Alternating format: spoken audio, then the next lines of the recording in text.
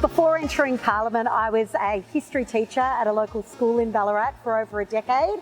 Before I was an MP, I was a doctor, seeing patients half the time and doing medical research the other half. So I not only studied arts teaching at Deakin Uni, but also worked at St Bede's College in Mentone as a youth minister there, and then went on to work in education bureaucracy for Catholic Education Melbourne. I've always been interested in politics. Ever since I was a young girl, I was very interested in political debate and political ideas about people's rights.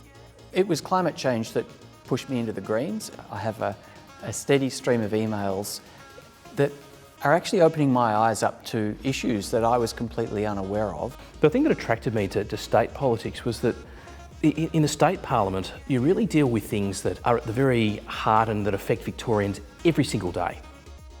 The first year was a very, very steep learning curve. It was pretty rushed actually. As a new member of parliament, you're setting up a new office, you're hiring staff, you're establishing systems and processes because those don't exist.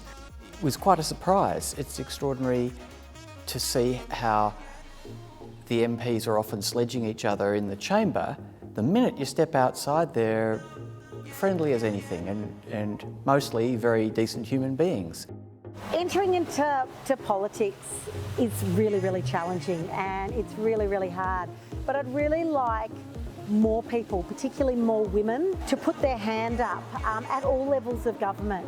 There are no real books that tell you what an MP should do, particularly in your electorate. I think just finding that balance between doing everything you can to serve your community, whilst also doing everything you can to be the decent family person that you desperately want to be, that is sometimes in conflict and that is sometimes a challenge. The thing that's been sort of the highlight of the last couple of years has really been helping my community as best as I can through our current circumstance. I mean, it has to be. Moving a motion for our Parliament to declare a climate emergency in Victoria might have been the most important.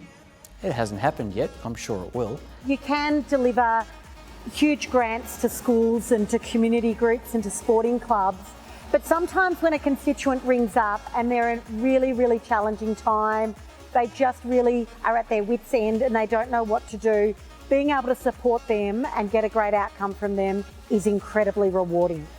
Representing an area like Brunswick over the last couple of years has been fascinating. At my halfway mark, I feel like I'm enjoying what I do and I've got a lot more to contribute. I'm really hopeful that my local community will have bounced back, that people have got jobs again, that there is confidence in the local community. In this job, you get to reapply for it every 4 years. All I can do is do my very best to do what I think is right. I'm deeply enjoying the job. It's the best job I've ever had.